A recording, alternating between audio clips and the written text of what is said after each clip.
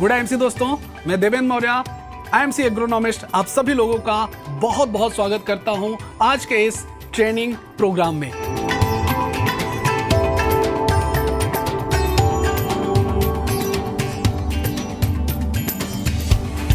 IMC herbal agro growth booster.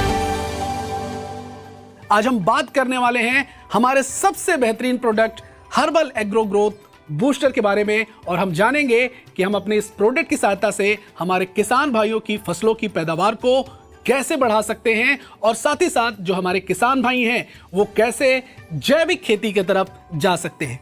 जैसा कि आप सभी लोग जानते हैं कि हमारे देश को एक कृषि प्रधान देश कहा जाता है।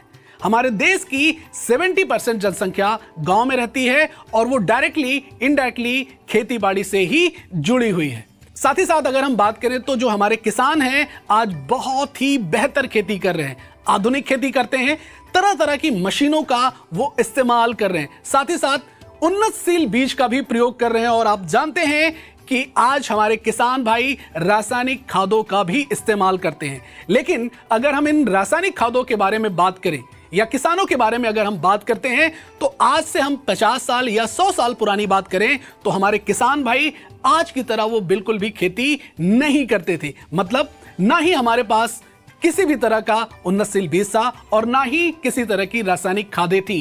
किसान सिर्फ और सिर्फ देसी खेती करता था, मतलब बिना केमिकल के और साथ ही साथ बिना उन्नतशील बीज के। उस समय पर क्या होता था कि हमारी फसल की पैदावार आज की तरह इतनी बेहतर नहीं हो पाती थी, क्योंकि हम किसी भी तरह का केमिकल इस्तेमाल नहीं करते थे, रासायनिक खादों का भी हम इस्तेमाल नहीं करते थे। लेकिन 1960 के दशक के बाद, हरित क्रांति आने के बाद हमारे देश में हमारे किसान भाई आज केमिकल का इस्तेमाल कर रहे हैं और साथ ही साथ उन्नतशील बीज का भी इस्तेमाल कर रहे हैं। मैं थोड़ा सा आपको हरित क्रांति के बारे में बताना चाहूंगा। हमारे देश में हरित क्रांति की शुरुआत हुई 1960 के दशक के बाद से, और इसमें हमारे किसान भाइयों को पता लगा केमिकल के बारे में, रासायनिक खादों के बारे में और साथ ही साथ रासायनिक कीटनाशकों के बारे में, और वैज्ञानिकों ने उन्नतशील बीज के बारे में भी बताया ताकि हम अपनी फसल की पैदावार को ज्यादा से ज्यादा बेहतर कर सके। रासायनिक खादों के बारे में एक बात और ध्यान देने वाली है, जो सबसे बड़ी बात है कि वैज्ञानिकों ने यह भी कहा कि हमारे खेतों में जो हम केमिकल का इस्तेमाल करेंगे उसका एक रेशियो हम देंगे, नाइट्रोजन, फास्फोरस और पोटास का 2:4:1। हमें 1 एकड़ में इन तीनों के कॉम्बिनेशन के साथ में हमें तीनों को सही मात्रा में इस्तेमाल करना है ताकि हमारे किसान भाई अच्छी से अच्छी फसल की पैदावार ले सके और हमारी मिट्टी की गुणवत्ता भी बेहतर हो। लेकिन हमारे किसान भाइयों ने अधिक से अधिक फसल की पैदावार को लेने के लिए केमिकल की मात्रा, मतलब यूरिया और डीएपी की मात्रा को उन्होंने बढ़ाया, और साथ ही साथ किसानों ने जो वो पारंपरिक चीजें यूज करते थे जैसे गोबर की खाद, सड़े गले पदार्थ, उनको भी कम कर दिया और टोटल किसान केमिकल खादों पर ही निर्भर हो गया, जिसकी वजह से आज हम देखते हैं कि किसान भाई हमारे बहुत अधिक मात्रा में यूरिया और डीएपी का इस्तेमाल कर रहे हैं, जिसकी वजह से बहुत सारे साइड इफेक्ट भी हो रहे हैं। साथ ही साथ अगर हम देखें तो हरित क्रांति का एक फायदा भी हुआ। उस समय पर हमारे देश में पॉपुलेशन बहुत तेजी से बढ़ रही थी, जनसंख्या बढ़ रही थी, लोगों की जरूरतें बढ़ रही थी, खाद्य पदार्थ की भी मांग थी, जिससे हरित क्रांति की वजह से हमें बेहतर करने को मिला और आज हम बेहतर फसल की पैदावार ले पा रहे हैं। हरित क्रांति की वजह से आज हमारा देश आत्मनिर्भर है, हमारे किसान भाई बहुत बेहतर फसल की पैदावार भी ले रहे हैं। और अगर हम विश्व में अपने देश की बात करें, पोजीशन की, कि हमारा देश पैदावार के मामले में किन नंबर पर आता है, तो धान की बात करें, गेहूं, मूंगफली, गन्ने के मामले में आज हम पूरे विश्व में दूसरे नंबर पर आते हैं। साथ ही साथ दलहन और तिलहन के मामले में भी हम बेहतर कर पा रहे हैं। मशीनरी की अगर हम बात करें कि हमारे जो किसान भाई हैं वो किस तरह के इक्विपमेंट, एग्रीकल्चर इक्विपमेंट को यूज कर रहे हैं, उसमें अगर हम देखें तो हम 4th नंबर पर आते हैं। इस तरह से आज हमारे जो किसान भाई हैं वो आत्मनिर्भर हैं और आज हम दूसरे देशों को भी अनाज को एक्सपोर्ट कर रहे हैं।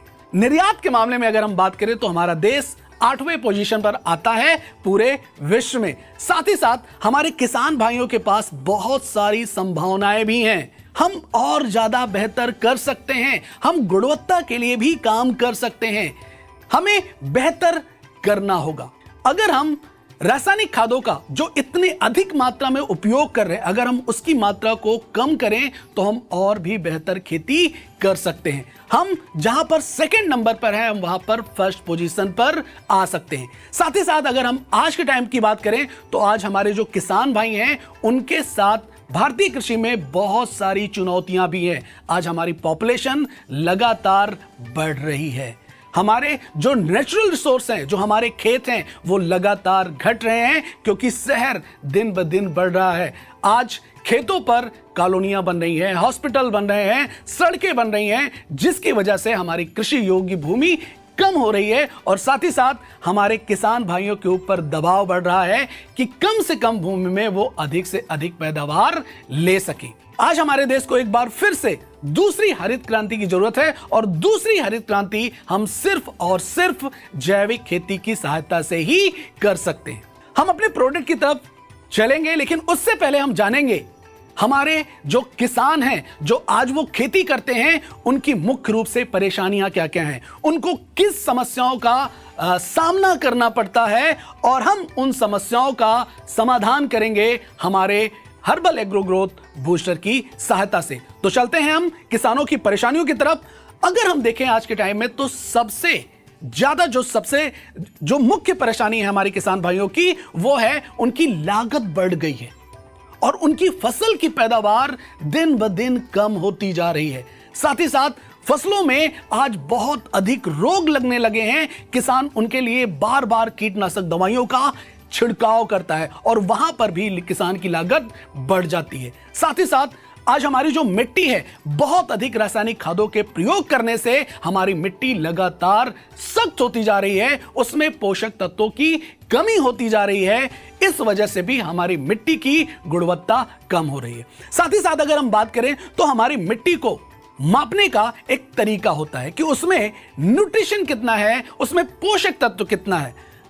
तो हम यहां पर जानेंगे पीएच मान के बारे में। मुख्य रूप से अगर हम बात करें पीएच मान की, इसको हम बोलते हैं पोटेंशियल ऑफ हाइड्रोजन। मिट्टी को मापने का एक पैमाना होता है जो 0 से लेकर के 14 तक होता है। अगर इसका पैमाना 6.5 से 7 के बीच में होता है तो हमारी मिट्टी नॉर्मल होती है। अगर 6.5 से हमारी मिट्टी का पीएच मान कम होता है तो हमारी मिट्टी अम्लीय होगी और अगर 7 से अधिक पीएच मान होगा तो हमारी मिट्टी क्षारीय होती है। ये क्यों होती है? जब किसान खेतों में अधिक यूरिया का इस्तेमाल करते हैं तो मिट्टी अम्लीय होती है और जब हमारे किसान भाई अपने खेतों में अधिक डीएपी का इस्तेमाल करते हैं तो हमारी मिट्टी क्षारीय होती है और इन दोनों कंडीशन में हमारी मिट्टी बीमार होती है। मतलब हमें अपनी मिट्टी को स्वस्थ करना है और हमारी मिट्टी में जो लगातार सूक्ष्म जीवाणुओं की संख्या कम होती जा रही है अधिक रासायनिक खादों के प्रयोग करने से,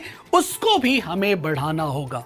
और हम किसानों की सारी परेशानियों को सिर्फ और सिर्फ जैविक खेती की सहायता से ही दूर कर सकते हैं। जैविक खेती की अगर हम बात करें तो जैविक खेती की सहायता से हमारे किसान भाई बहुत बेहतर खेती कर सकते हैं। वो अपनी सारी तरह की परेशानियों को भी दूर कर सकते हैं, मिट्टी की गुणवत्ता को बेहतर कर सकते हैं और साथ ही साथ फसल की पैदावार को भी बढ़ा सकते हैं। और सारे किसान यही चाहते हैं कि उनकी लागत कम हो और उनकी फसल की पैदावार ज्यादा से ज्यादा बेहतर हो। तो हमें जैविक खेती की तरफ चलना पड़ेगा और जैविक खेती को अपनाना पड़ेगा। जैविक खेती की अगर हम बात करें तो जैविक खेती का मतलब है हमें बिल्कुल भी केमिकल और जहर का प्रयोग नहीं करना है ताकि हम अपनी मिट्टी की गुणवत्ता को बेहतर कर सकें और साथ ही साथ जो हमारी फसलें हैं उनकी पैदावार को भी हम बढ़ा सकें। तो जैविक खेती का उद्देश्य की अगर हम बात करें तो आज के टाइम में इसका उद्देश्य यही है, हमारी मिट्टी की गुणवत्ता को बेहतर करना है, हमारी फसलों पर जो बहुत अधिक रोग लग रहे हैं उनको कम करना है, हमारे जो जलीय स्रोत दूषित हो रहे हैं उनको भी बेहतर करना है और साथ ही साथ हमें हमारे पर्यावरण को भी बेहतर करना है। तो अभी तक हमने जाना हमारे किसान भाइयों की क्या क्या समस्याएं हैं और अब हम जानेंगे उन समस्याओं को हम कैसे दूर करेंगे। तो चलते हैं हमारे आईएमसी के बहुत ही शानदार product herbal agro growth booster की तरफ और जानेंगे कि इनकी सहायता से हम कैसे उन समस्याओं को दूर कर सकते हैं। IMC herbal agro growth booster अपनाएं और फसलों की पैदावार बढ़ाएं। हर्बल एग्रो ग्रोथ बूस्टर हमारा एक बहुत ही बेहतरीन प्रोडक्ट है। इसके नाम से ही पता चलता है इसका काम क्या होगा। यह हमारी फसलों की पैदावार को और साथ ही साथ हमारी मिट्टी की गुणवत्ता को बढ़ाने में मदद करता है। इसमें मुख्य रूप से 5 प्राकृतिक तत्वों को शामिल किया गया है, जैसे एलोवेरा, लेहबेरी, नीम, आंवला और गौमूत्र। आइए जानते हैं इन एक एक तत्वों के बारे में कि ये हमारे मिट्टी के लिए और हमारी फसलों के लिए क्या लाभ पहुंचाते हैं।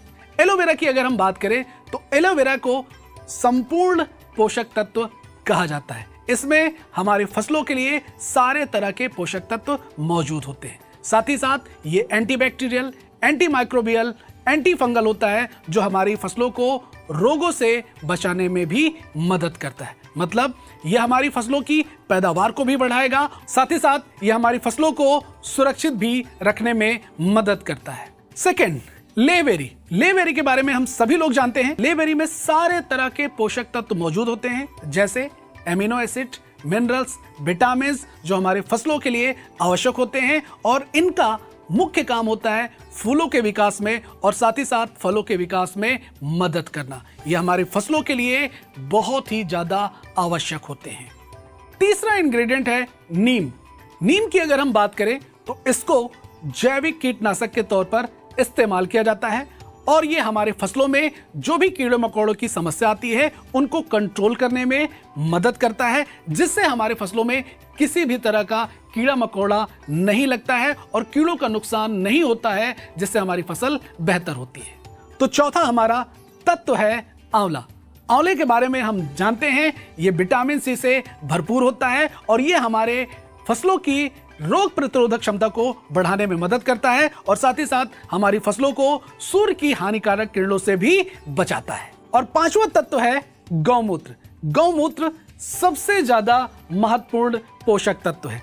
गौमूत्र की अगर हम बात करें तो इसमें नाइट्रोजन, फास्फोरस, पोटास और साथ ही साथ कैल्शियम होता है, जो हमारी फसलों की गुणवत्ता को बढ़ाने में मदद करता है। नाइट्रोजन हमारी फसलों को हरा भरा रखता है, मतलब पत्तों में क्लोरोफिल की मात्रा को बढ़ाता है। पोटेशियम की अगर हम बात करें तो पोटेशियम हमारी फसलों की जड़ों को बढ़ाने में मदद करता है और साथ ही साथ तनों को विकास करता है। तो इन 5 तत्वों की सहायता से हमारा product herbal agro growth booster और भी ज्यादा बेहतर बनता है। एलोवेरा, लेहबेरी, नीम, आंवला और काऊ यूरिन की सहायता से हमारा प्रोडक्ट और भी ज्यादा बेहतर होता है, जो हमारी फसलों की पैदावार को बढ़ाने में मदद करता है। हर्बल एग्रो ग्रोथ बूस्टर का इस्तेमाल करने का तरीका बहुत ही आसान है। इसको हम मिट्टी के उपचार में, बीज के उपचार में और साथ ही साथ इसको हम छिड़काव के रूप में इस्तेमाल कर सकते हैं। दोस्तों, हम एग्रो ग्रोथ बूस्टर को हर एक तरह की फसलों में इस्तेमाल कर सकते हैं, जैसे गेहूं, धान, गन्ना और सब्जियों की फसलों में। दोस्तों, अब हम जानेंगे हमारे प्रोडक्ट को इस्तेमाल करने के तरीके के बारे में। इस प्रोडक्ट को इस्तेमाल करने का तरीका बहुत ही आसान है। इसको हम मिट्टी के उपचार में, बीज के उपचार में और छिड़काव के रूप में इस्तेमाल कर सकते हैं। मिट्टी का उपचार करने का तरीका।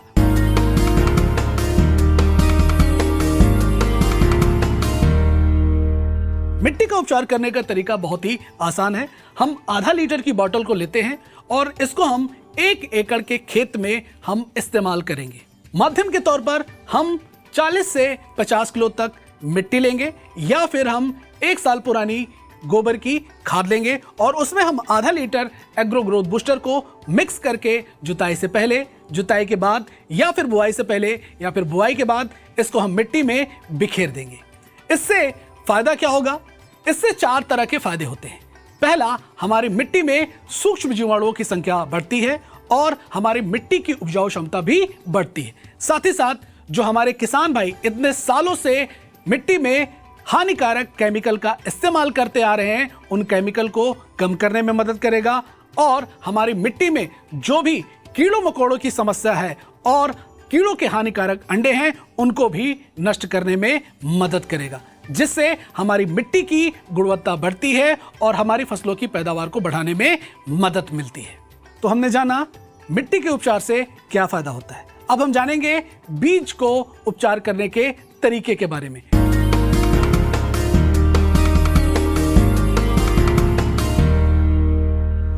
बीज का उपचार करने का तरीका बहुत ही आसान है। हमें 1 किलो बीज लेना है और 1 किलो बीज में हमें 2 ml एग्रो ग्रोथ बूस्टर को मिक्स करना है। मिक्स करने का तरीका बहुत ही आसान है। बीज पर इसको हम इस्तेमाल करेंगे और अच्छी तरह से उसको हम मिक्स कर देंगे, जिससे बीज के चारों तरफ हर्बल एग्रो ग्रोथ बूस्टर अच्छी तरह से कवर हो जाए।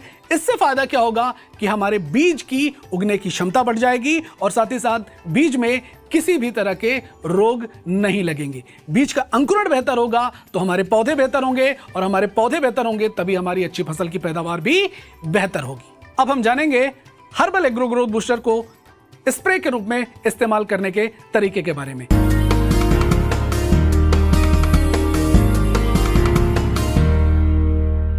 Herbal agro growth booster spray में इस्तेमाल करने का तरीका बहुत ही आसान है। हमें 15 लीटर की टंकी लेनी होगी और 15 लीटर की टंकी में हम 30 ml एग्रो ग्रोथ बूस्टर को मिक्स करेंगे और अपनी फसलों पर छिड़काव करेंगे। इससे फायदा क्या होगा कि हमारी फसलों को सारे तरह के पोषक तत्व मिलेंगे और यह हमारी फसलों को रोगों से, फफूंदी वाले और जीवाणु से संबंधित रोगों से भी बचाने में मदद करेगा, जिससे हमारी फसल ज्यादा से ज्यादा बेहतर होती है और फसल की बेहतर पैदावार हमारे किसान भाइयों को मिलती है। Herbal agro growth booster 1 litre और आधा लीटर पैकिंग में उपलब्ध है। इसको आप अपने नजदीकी IMC स्टोर से ले सकते हैं और इस्तेमाल कर सकते हैं। और मैं ये भी चाहूंगा कि आप इस प्रोडक्ट को इस्तेमाल भी करें और ज्यादा से ज्यादा किसानों तक प्रोडक्ट को पहुंचाएं, ताकि हमारे किसान भाई हर्बल एग्रो ग्रोथ बूस्टर का अधिक से अधिक लाभ लेकर के अपनी फसल की पैदावार और मिट्टी की गुणवत्ता को बेहतर कर सकें और जैविक खेती की तरफ जा सकें। उम्मीद करता हूं कि आप सभी लोगों को आज का ये प्रोग्राम बहुत पसंद आया होगा और अधिक जानकारी के लिए आप अपने निकटतम IMC एग्रोनॉमिस्ट से संपर्क कर सकते हैं। धन्यवाद। Good IMC। IMC herbal agro growth booster अपनाएं और फसलों की पैदावार बढ़ाएं।